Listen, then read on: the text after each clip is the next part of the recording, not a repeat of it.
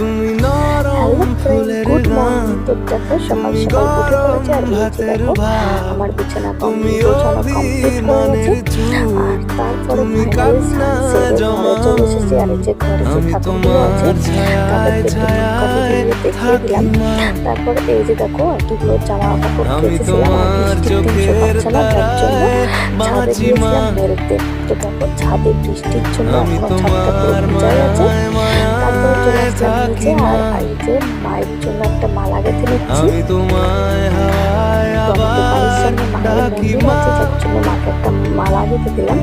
তো ফাইনালি চলে এসেছি ঠাকুর ঘরে। এই যে দেখো আমার কুকুরটা ঘুমাচ্ছে। ঘুম থেকে তুলিয়ে কুকুরকে স্নান করানোর জন্য জামাটা খুলে নিলাম। তো আমার এদিকে কুকুরকে স্নান করানো হয়ে গেছে আর কুকুরকে দেখো সুন্দর করে তো দেখো কুকুরকে বসিয়ে দিয়েছে। আর এখানে আমি ফল বানাতে লেগে গেছি। তো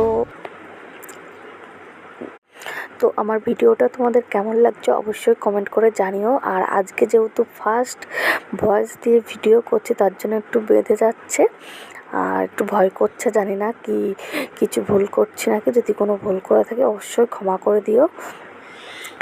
তো দেখো এখানে ফাইনালি ফল বানানো হয়ে গেছে আর বাবার মাথায় একটু জল ঢেলে বাবাকে একটু পুজো করে নিলাম। তারপরে দেখো পুজো কমপ্লিট হয়ে গেছে করা। এখানে আমি একটু প্রণাম করে নিলাম। তো তারপর তোমাদের দেখিয়ে দিলাম আমাদের ঠাকুর ঘরটা। তো চলে এসেছি এবার তুলসী তলায় ধূপকাঠি জল ফুল দিয়ে এবার চলে এসেছি মায়ের মন্দিরে। যে তোমাদেরকে আগেই বললাম আমাদের বাড়ির সামনে মায়ের মন্দির। তো এই হচ্ছে আমাদের মা। আর দেখো ঘরটা কি অগোছালো হয়ে আছে। তো চলো আমি পরিষ্কার করে নিই ঘরটা। তো ফাইনালি পরিষ্কার করা হয়ে গেছে। এইবার এই যে মাকে মালাটা পরিয়ে দিচ্ছি। আমার ভিডিওটা যদি ভুল হয়ে থাকে কোনো, তাহলে প্লিজ ক্ষমা করে দিও, জানি না কেমন হচ্ছে। তো চলো তোমরা ভিডিওটা দেখতে থাকো, আশা করি তোমাদের ভালো লাগবে। ওকে, টাটা।